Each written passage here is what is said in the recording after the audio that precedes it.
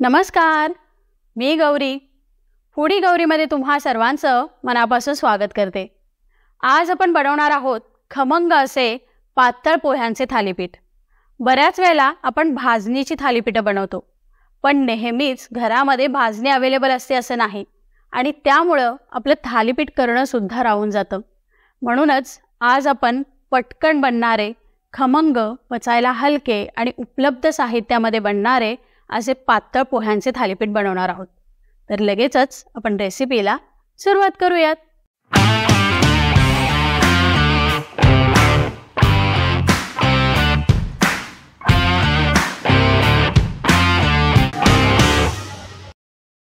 आज आपण पातळ पोह्यांचे थालीपीठ बनवणार आहोत. त्यासाठी इथे मी 1 बाउल पातळ पोहे घेतलेले आहेत. जे आपण चिवडा वगैरे करण्यासाठी जे पोहे वापरतो ना, त्या पोह्याचा वापर केलेला आहे. तुम्ही इथे व्हिडिओमध्ये बघू शकता, अगदी पातळ आहेत हे पोहे. तर 1 बाउल पातळ पोहे घेतलेत. त्यासाठी अर्धा बाउल तांदळाचं पीठ घेतलेलं आहे.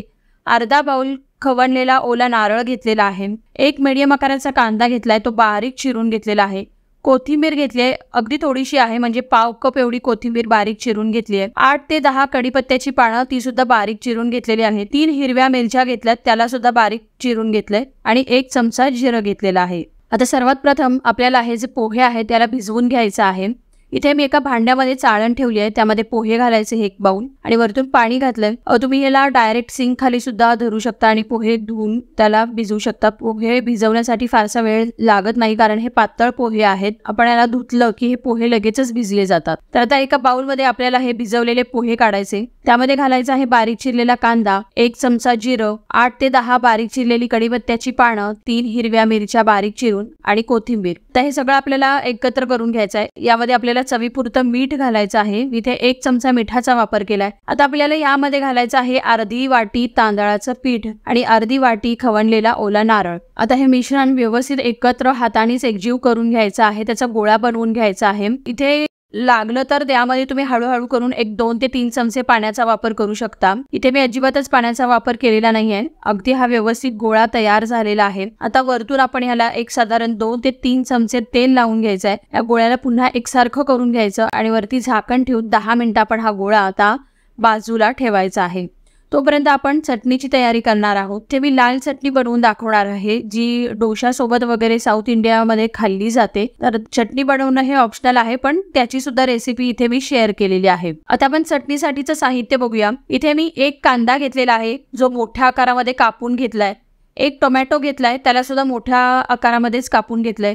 1 टेबलस्पून चण्याची डाळ घेतलेली आहे. 1 टीस्पून म्हणजे 1 चमचा उडदाची डाळ घेतली आहे. 5 ते 6 लहान आकाराच्या लसणाच्या कुड्या घेतल्यात. 4 ते 5 लाल सुक्या मिरच्या घेतलेल्या आहेत. पाव वाटी ओलं खोबरं घेतलेलं आहे. आता एक एक करून आपल्याला ह्या डाळी, लसूण, मिरची, कांदा, टोमॅटो आपल्याला सगळं पॅन मध्ये भाजून घ्यायचं आहे. आता आपण चटणी बनवणार आहोत. त्यासाठी मी इथे गॅसवरती एक पॅन ठेवलाय. पॅन मध्ये थोडंसं तेल घालायचं आहे. अगदी 1 ते 1.5 टेबलस्पून तेल घातलेलं आहे. तेल चांगलं गरम झालं की यामध्ये 1 टेबलस्पून चण्याची डाळ घालायची. त्याला अर्धा मिनिटासाठी परतून घ्यायचं. आता यामध्ये घालायची आहे 1 चमचा उडदाची डाळ. डाळ सुद्धा अगदी हलक्या तांबूस रंगावरती आपण परतून घ्यायची आहे.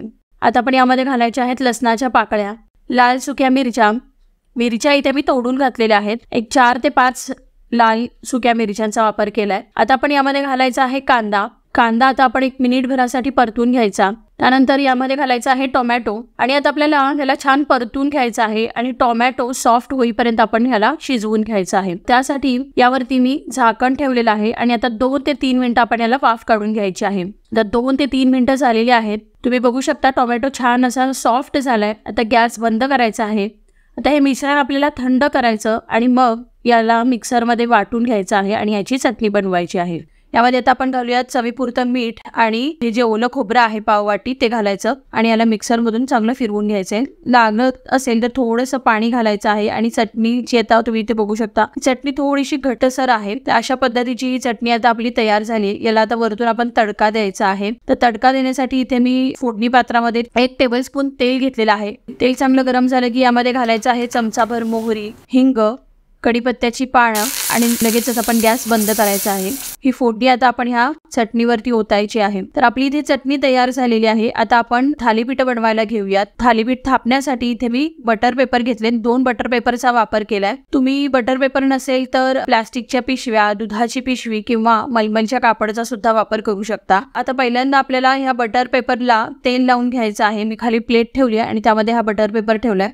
त्याला एक अर्धा चमचा तेल लावून घ्यायचं आणि हाताला सुद्धा तेल लावून घ्यायचं आपल्याला। आणि आता आपण पिठाचा गोळा घ्यायचा आहे। आपण जेवढी चपातीचा गोळा घेतो ना त्याच्यापेक्षा थोडा छोटा गोळा घ्यायचा, ह्याला एकसारखं करून घ्यायचं आहे आणि आता या बटर पेपरवरती ठेवायचं। आता इथे दुसरा बटर पेपर घेतलाय, त्याला सुद्धा थोडंसं तेल लावून घ्यायचं। तो बटर पेपर आता या गोळ्यावरती व्यवस्थित ठेवायचा। आता वाटीच्या साहाय्याने आपण ह्याला पसरवून घ्यायचं आहे, व्यवस्थित पसरवून घ्यायचं। एकसारखं आले पाहिजेत आपले थालीपीठ, खूप जास्त पातळही नको आहे आणि खूप जास्त जाडसरही नको आहे। तर तुम्ही बघू शकता अगदी छान असे आपले हे थालीपीठ थापून तयार झाले। तुम्ही याला डायरेक्ट हाताने सुद्धा थापू शकता।